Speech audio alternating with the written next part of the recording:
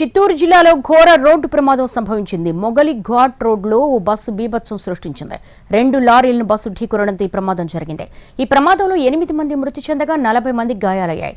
మృతుల సంఖ్య పెరిగే అవకాశం ఉన్నట్టుగా తెలుస్తోంది. 8 మంది స్పాట్లోనే చనిపోయారు. 40 మందికి తీవ్ర గాయాలయ్యాయి. చిత్తూరు జిల్లాలో ఘోర ప్రమాదానికి సంబంధించినటువంటి విజువల్స్ చూస్తున్నాము. కొంతమంది గాయపడ్డ వారి పరిస్థితి చాలా విషమంగా ఉన్నట్టుగా తెలుస్తోంది. ప్రస్తుతం మొగలి ఘాట్ రోడ్లో ఎక్కడికక్కడ ఒక బీభత్సకర వాతావరణం అయితే కనపడుతోంది. 2 లారీలను బస్సు ఢీకొంది. ఈ ప్రమాదం జరిగే సమయంలో 8 మంది స్పాట్లోనే చనిపోయారు. 40 మందికి గాయాలయ్యాయి. గాయపడిన వాళ్ళు సివియర్ ఇంజూర్ అయిన వాళ్ళు కూడా ఉన్నారు. మృతుల సంఖ్య ఇంకా పెరిగే అవకాశం ఉన్నట్టుగా తెలుస్తోంది.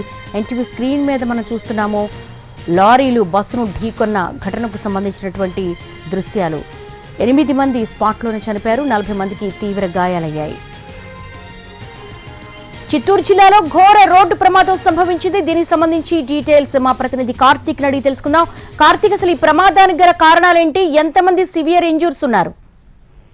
దేవి, ఇప్పటి వరకు అయితే ఈ ప్రమాదంలో 8 మంది మృతి చెందగా దాదాపు 40 మంది వరకు కూడా తీవ్రంగా గాయాలు పాలైనట్టుగా కూడా తెలుస్తుంది. ఏదైతే పలమనేరు నుంచి చిత్తూరు వైపు వస్తున్నటువంటి ఆర్టీసీ బస్సుకు వెనక వైపు ఉన్నటువంటి టైరు బర్స్ట్ కావడంతోనే ఆపోజిట్ రోడ్ లో ఉన్నటువంటి వాహనాల మీదకు ఒక్కసారిగా బస్సు దూసుకెళ్లినట్టుగా కూడా తెలుస్తుంది. ఈ క్రమంలోనే ఎదురుగా వస్తున్నటువంటి లారీని తొలిత బలంగా ఢీకొట్టింది. అటు తర్వాత వెనకున్నటువంటి లారీని కూడా ఢీకొట్టినటువంటి క్రమంలో ప్రమాద తీవ్రత అనేది కూడా అత్యంత ఎక్కువగా ఉన్నట్టుగా కూడా తెలుస్తుంది. ముందున్నటువంటి డ్రైవర్ తో సహా ఆయన చుట్టుపక్కల కూర్చున్నటువంటి వారందరూ కూడా మృతి చెందారు. ఇప్పటి వరకు కూడా అలా ముందు క్యాబిన్ లో ఉన్నటువంటి వాళ్ళే 8 వరకు కూడా చనిపోయినట్టుగా కూడా తెలుస్తుంది. ఇక వెనకాల వైపు ఉన్నటువంటి వాళ్ళందరూ కూడా ఒక్కసారిగా ఒకవైపు హైవే వైపు నుంచి డివైడర్ ఎక్కి మరోవైపు రాంగ్ రూట్ లోకి వెళ్లి ఉన్నటువంటి ఎదురుగా వస్తున్నటువంటి లారీని ఢీకొట్టినటువంటి నేపథ్యంలోనే ప్రమాద తీవ్రత అనేది కూడా అత్యంత ఎక్కువగా అయినట్టుగా కూడా తెలుస్తుంది. ఈ ఘటనలో బస్సు డ్రైవర్ తో పాటు లారీ డ్రైవర్ కూడా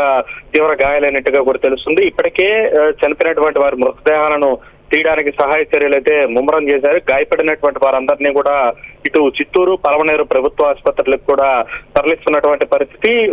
బెంగళూరు చెన్నై హైవే కాబట్టి చిత్తూరు బెంగళూరు హైవే కాబట్టి భారీ స్థాయిలో ట్రాఫిక్ జామ్ అనేది కూడా ఏర్పడింది. పోలీసులు సంఘటనా స్థలాన్ని చేరుకుని ఓవైపు సహాయ చర్యలతో పాటు ట్రాఫిక్ జామ్ అనేది కూడా క్లియర్ చేస్తున్నటువంటి పరిస్థితి ఉంది. ఇది కేవలం ఎదురుగా వస్తున్నటువంటి అదుపు తప్పి వెనకున్నటువంటి టైర్ బర్స్ట్ కావడంతోనే పక్క మార్గంలోకి వెళ్లి వస్తున్నటువంటి లారీలను బస్సు గుద్దిందని చెప్పి ప్రాథమికంగా అక్కడ ఉన్నటువంటి వారు చెప్తూ వస్తున్నారు. పోలీసులు అయితే ఈ ఘటన మీద విచారణ అయితే చేస్తున్నారు.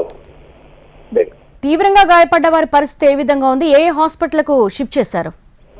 అంటే గాయపడినటువంటి వారందరినీ కూడా ఇటు చిత్తూరు ప్రభుత్వ ఆసుపత్రితో పాటు పలమనేరు ప్రభుత్వ ఆసుపత్రి కూడా తరలించడం కూడా జరిగింది. అయితే ఇంకా లోపల చాలా మంది ఇరుక్కొని ఉన్నారు. దీని కారణంగా బస్సులో ఉన్నటువంటి వారందరినీ కూడా బయటకు తీసేటువంటి ప్రయత్నాలు అయితే పోలీసులు అయితే కొనసాగిస్తున్నారు. ఎందుకంటే భారీ ట్రాఫిక్ జామ్ జరగడంతో పోలీసులు వెళ్ళడానికి కూడా కాస్త సమయం పట్టింది. ఈ క్రమంలోనే కొద్దిమంది బయటకు రాలేనటువంటి పరిస్థితుల్లో అక్కడే ఉన్నటువంటి స్థానికులు బస్సులో అద్దాలను పగలగొట్టి కొద్దిమందిని బయటకు తీశారు.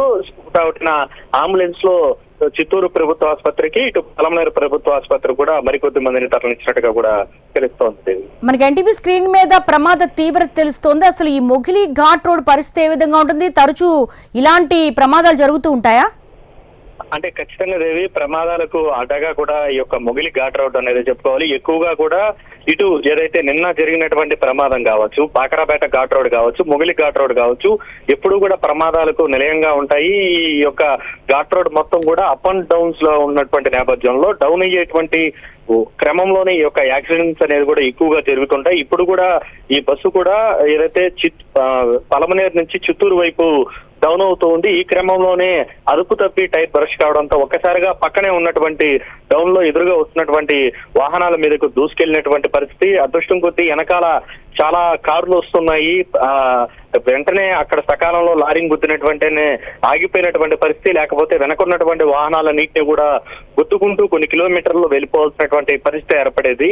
సో ఈ రకంగా ఎప్పుడూ కూడా ఈ యొక్క చిత్తూరు బెంగళూరుకు సంబంధించి మధ్యలో ఉండేటువంటి మొగిలి ఘాట్ రోడ్డు అనేది ప్రమాదాలకు నిలయంగా మారింది. గతంలో కూడా చాలా యాక్సిడెంట్ జరిగాయి. దాని తర్వాత రోడ్లో పెద్ద స్థాయిలో వైండింగ్ అనేది కూడా చేయడం కూడా జరిగింది. దీని కారణంగా ప్రమాదాల తీవ్రత అనేది తగ్గినప్పటికీ కూడా పూర్తి స్థాయిలో ప్రమాదాలను నివారించేటువంటి ప్రక్రియ అయితే జరగడం లేదని చెప్పాలి. ఈ విధమైనటువంటి విమర్శలు గతంలోనూ పెద్ద ఎత్తున వస్తున్నాయి. అయితే పోలీసులు మాత్రం ఈ ఘటన తర్వాత అయినా ఎలాగా అక్కడ ప్రమాదాలను నివారించడానికి ఏ విధమైనటువంటి చర్యలు తీసుకుంటారనేది చూడాలి. నిన్న కూడా బాకరాపేట ఘాట్ లో ఇదే తరహాలో పైనుంచి వస్తున్నటువంటి వాహనానికి ఒక్కసారిగా బ్రేక్ డౌన్ అవడంతో నేరుగా వస్తున్నటువంటి కారు మీద పడిపోవడంతో కారు మొత్తం కూడా నుజ్జు అయినటువంటి పరిస్థితి.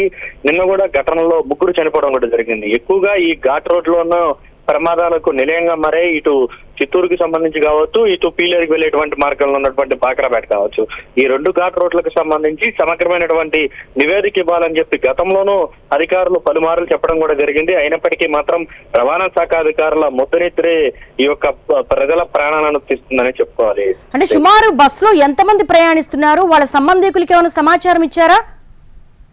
సరిగ్గా ప్రమాదం జరిగిన సమయంలో మాత్రం దాదాపు బస్సులో 50 మందికి పైగా కూడా ప్రయాణికులు ఉన్నట్టుగా కూడా తెలుస్తుంది. అందరూ కూడా ఇటు పలమనేరు నుంచి చిత్తూరు నుంచి వయా తిరుపతి వచ్చేటువంటి వారిగా కూడా గుర్తించడం కూడా జరిగింది. అయితే ఇప్పటి వరకు కూడా వారి కుటుంబ సభ్యులు ఎవరు ఏంటి అనేది కూడా తెలియనటువంటి పరిస్థితి. అందరూ కూడా ఒక షాక్ లో ఉన్నారు. ప్రయాణికులందరూ కూడా తీవ్రంగా గాయాలు పాలైనటువంటి పరిస్థితి. అందరికీ కూడా హెడ్ కి ఇంజూరీ అయిందని చెప్పుకోవాలి. ఎందుకంటే ఒకవైపు డివైడర్ ను దాటి మరొక వైపు ఎదురుగా అత్యంత వేగంగా వస్తున్నటువంటి లారీలను ఢీకొట్టినటువంటి నేపథ్యంలో భారీ స్థాయిలో ఈ యొక్క ప్రమాదం అయితే జరిగినటువంటి నేపథ్యంలో గాయపడినటువంటి వారందరినీ కూడా హుటాహుటిన తరలించే ప్రక్రియ అనేది అయితే పోలీసులు ప్రస్తుతం చేపట్టారు. అలా గాయపడిన వారిలో ఒకరిద్దరు మాత్రమే స్పృహలో ఉండి మాట్లాడినటువంటి పరిస్థితి. చాలా మంది స్పృహలో లేరని సంఘటనా స్థలంలో ఉన్నటువంటి వారు చెప్తున్నారు.